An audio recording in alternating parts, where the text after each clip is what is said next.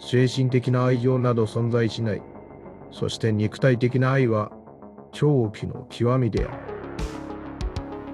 No hay tal cosa como el afecto espiritual y el amor físico. Es el colmo de la locura.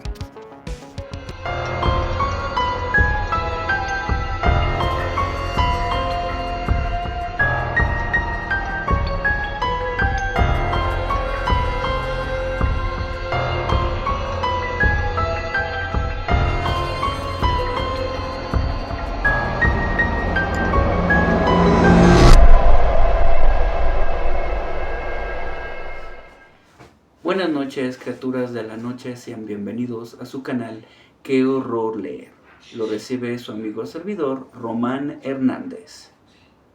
¿Qué tal, criaturas de la noche? ¿Cómo se la están pasando? Espero que muy bien. Sean bienvenidos a este canal dedicado a reseñas de novelas, cuentos de terror, misterio, fantasía, ciencia ficción y uno que otro género que de repente nos encontramos en el camino. En esta ocasión tenemos la combinación de lo que viene siendo el terror y también las ilustraciones estilo manga. Y es que vamos a hablar de un autor que ha dado mucho de qué hablar, que sus obras ya han sido conocidas por varios lectores, pero que ahora ha tenido una mayor cantidad de lectores gracias a las adaptaciones que están llevando a cabo dos plataformas, que no voy a mencionar sus nombres porque para empezar, pues no nos están patrocinando ni tampoco nos están pagando por mencionar estas marcas. Así que solamente puedo compartirles estas obras adaptadas de un autor de origen asiático, están teniendo un mayor alcance y está llegando a mayor población, y esto ha motivado a la gente para poder consultar las adaptaciones, para poder consultar las obras que este autor ha manejado. Así que hablemos de Junjito.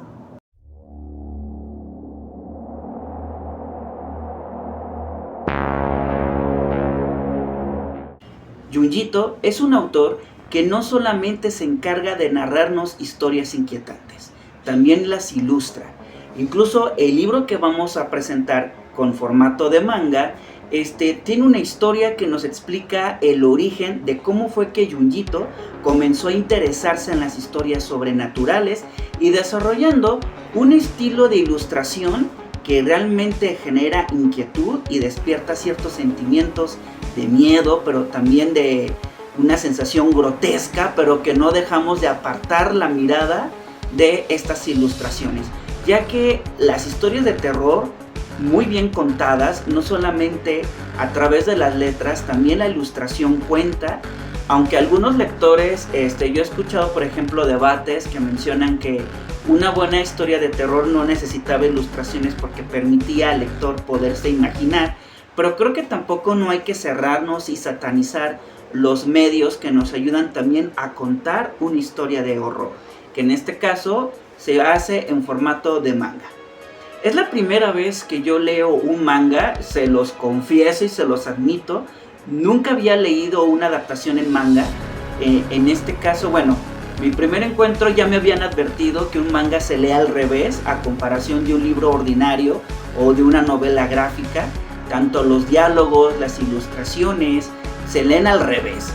Entonces, pues bueno, esto yo ya sabía de antemano, pero aún así costó un poquito de trabajo adaptarse a este estilo, pero creo que al final de cuentas no tuve ninguna dificultad. Simplemente sí tenía como de, caray, no me acordaba que el diálogo empezaba de esta manera, ahora tengo que empezarlo otra vez, nomás para poder guiarme de acuerdo al formato, pero al fin lo pude, porque sí estoy muy acostumbrado a leer libros ordinarios y bueno, pues el manga es una experiencia única. Y hablemos de los cuentos cortos de Junjito, que se adaptaron en un volumen 1 y afortunadamente Panini se encarga de distribuir la obra de Junjito. Y bueno, a través de unos relatos, tiene varios relatos, pero me voy a enfocar en algunos que me llamaron muchísimo la atención y sobre todo quiero hacer el análisis de esta obra. Viendo algunas reseñas me encontraba más bien como que eran reseñas de tecnicismo, de diseño, porque la verdad está muy bien ilustrado y tiene una sobrecubierta que es una chulada. Y si no se lo estoy mostrando aquí en físico es porque este libro me lo prestaron, ya lo devolví, pero la verdad sí reconozco que el diseño, la sobrecubierta, está muy bien hecha, y algo muy curioso que vamos a encontrar en este libro es que al principio las ilustraciones comienzan a color, luego cambian a blanco y negro, luego hay otras historias que va intercalando el color blanco y negro, y bueno, pues que también tiene que ver con el mismo contenido de la historia, al mismo tiempo que también hay un tipo de galería que tiene este autor, por ejemplo el Frankenstein de Innsmouth, que se me hizo muy interesante cómo mezcla dos obras, que en este caso la obra de Mary Shelley y la obra de Lovecraft, para mostrarnos una criatura de aspecto grotesco, pero no es una historia tal cual. Al menos a través de esta ilustración ya nos está dando una idea de lo que pudiera pasar en esta imagen. Y bueno, pues vamos empezando con alguna de las historias. La primera historia que me llamó mucho la atención y me gustó, se titula Los amantes solitarios.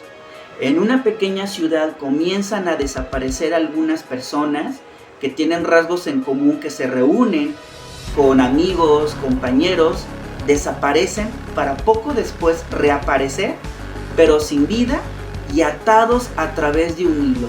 Los cuerpos están desnudos y aparecen en diferentes rincones de la ciudad, y se encuentran así tal cual, surcidos, todos unidos a través de un hilo, que eso me hizo recordar un poco, si han visto la película Jeepers Creepers, cuando el protagonista entra al sótano de la iglesia abandonada y encuentra todos los cadáveres unidos. Algo así, esa sensación me dio cuando vi la imagen ilustrada de los amantes solitarios, en este caso las víctimas. Y el protagonista se trata de un joven que ha sido invitado a una reunión de exalumnos de la secundaria, con los cuales tiene muy pocos recuerdos de convivencia, ya que este joven en realidad tiene un miedo a relacionarse con las personas.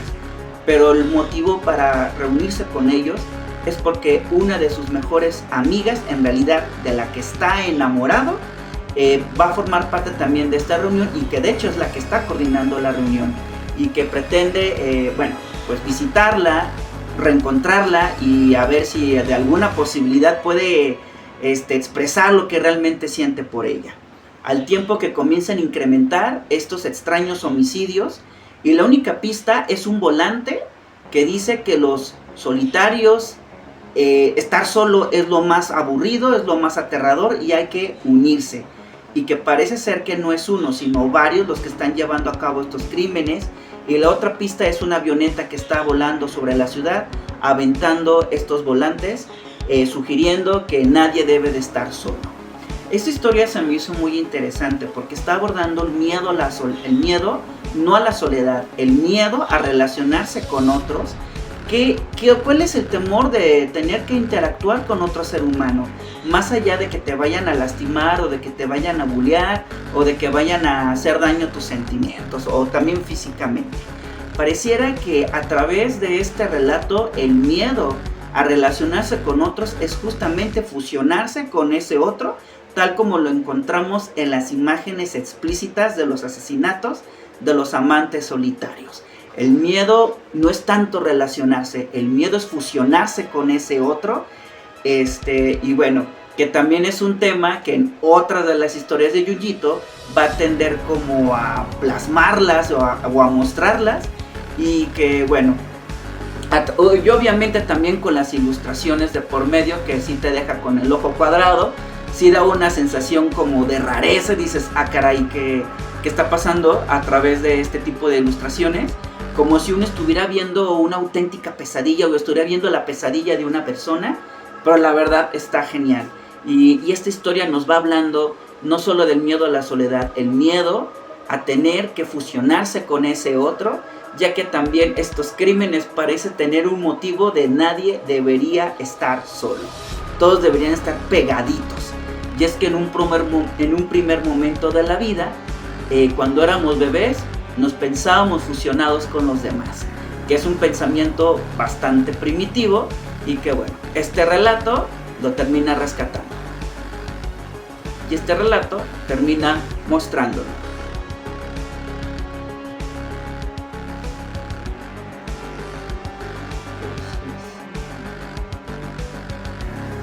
La posesión del profesor Kiridi es una historia de fantasmas, una historia de corte sobrenatural, que es una de las pocas historias en este libro que está basada en una leyenda y que fue escrita por otro autor, y el mismo Junjito lo reconoce. Él dice que él adapta las historias de otros autores en formato de manga y obviamente con su propio y único diseño e ilustración.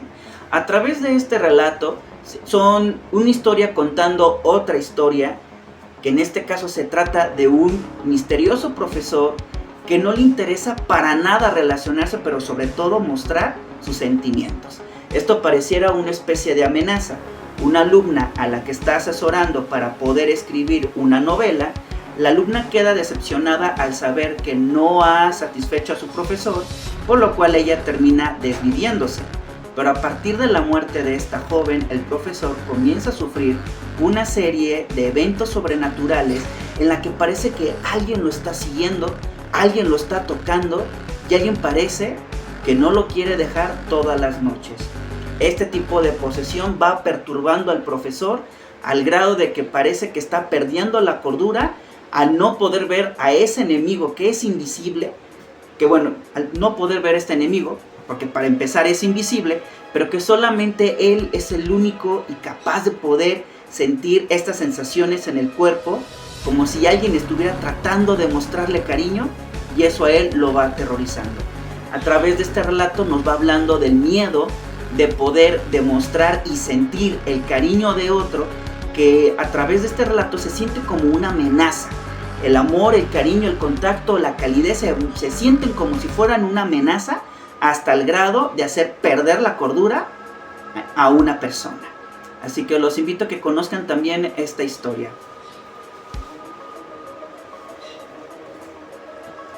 La silla humana es otra historia que también Junjito adapta de otro autor, y que la silla humana, así no ocupamos como que más explicaciones porque el mismo título ya te lo está sugiriendo.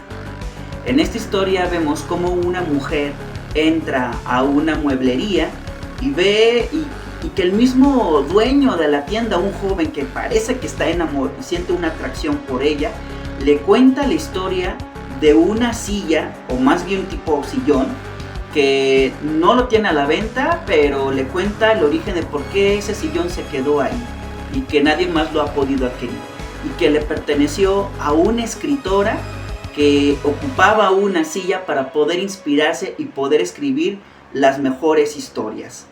Pero al momento de que ella toma posesión de este sillón, ella comienza a sentir la presencia de que alguien más la acompaña, como si hubiera alguien viviendo dentro del sillón, que aparece y desaparece.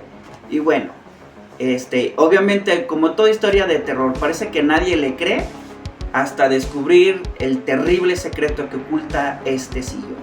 Este relato de la silla humana nos habla cómo los seres humanos son tomados como objetos, o mejor dicho, cómo el ser humano acepta posicionarse como un objeto con tal de sentir el amor de alguien más.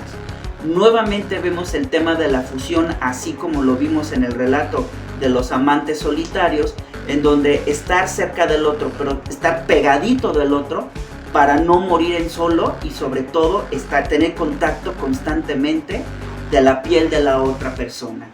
La silla humana nos habla justamente sobre cómo el ser humano puede posicionarse como objeto para sentir el amor de otra persona, que esto ya esto ya se convierte a lo que viene siendo una obsesión.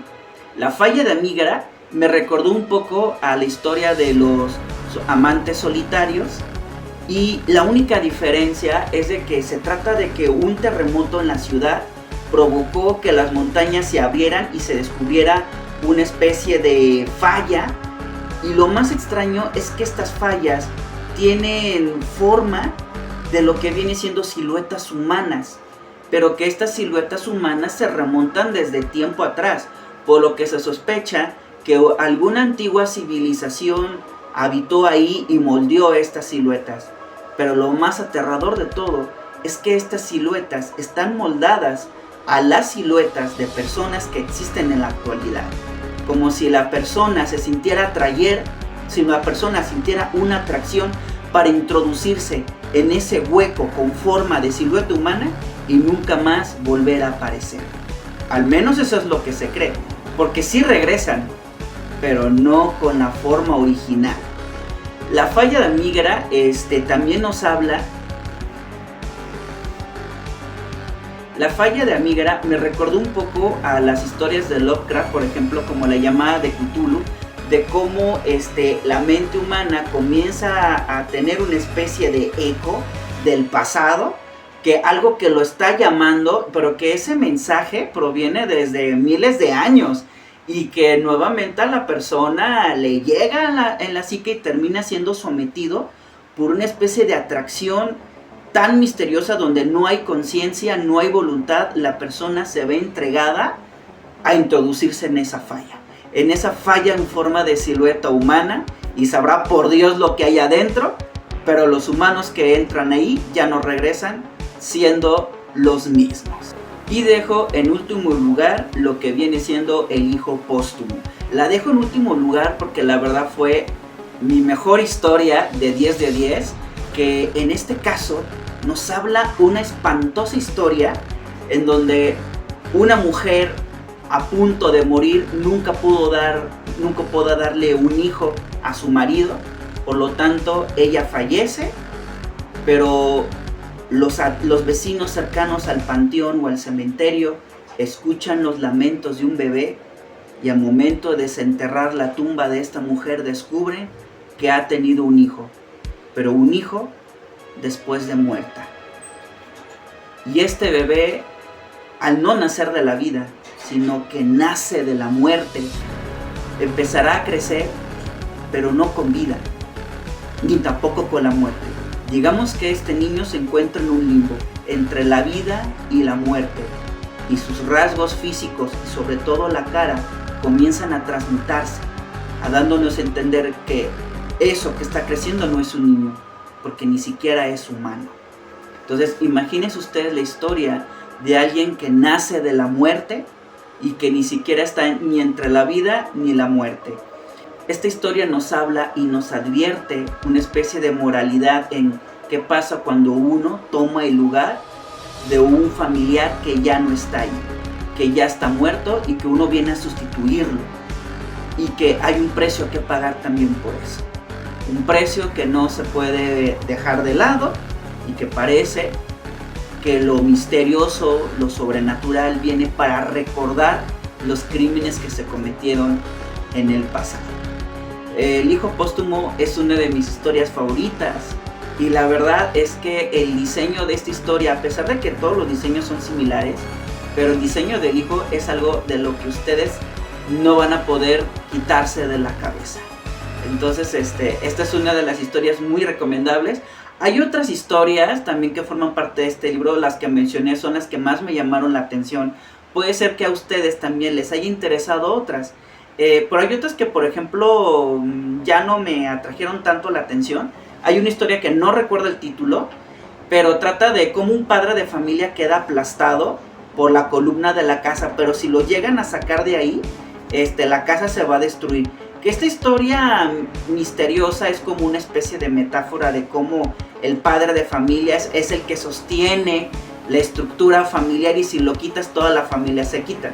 No sé, es una historia que me parece un tanto mucho de patriarcado y todo este tipo de cosas, pero bueno, así como esas, hay otra que no me latió mucho, tampoco recuerdo el título de la historia, pero trata de la hija de un profesor que es experto en investigación de ovnis y de aliens, pero la mayoría de la gente que se reúne con él solamente es porque están enamorados de su hija.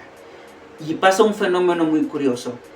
Los hombres que están bastante interesados en ella no pueden llegar. Llega un momento en que ya no la pueden ver. Se vuelve, pareciera invisible. Y bueno, pues el único recuerdo que tienen ellos es que parece ser que fueron abducidos.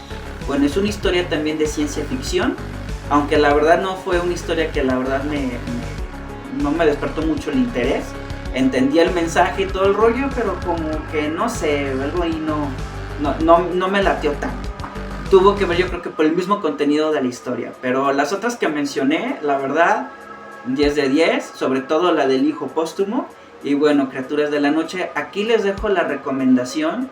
Si tienen oportunidad de conseguirla, la verdad, consíguenla, vale mucho la pena. Y es el volumen 1 y bueno, pues hace falta también conocer el siguiente volumen. Aquí les dejo Criaturas de la Noche y no me voy sin antes decirles, descansen en paz.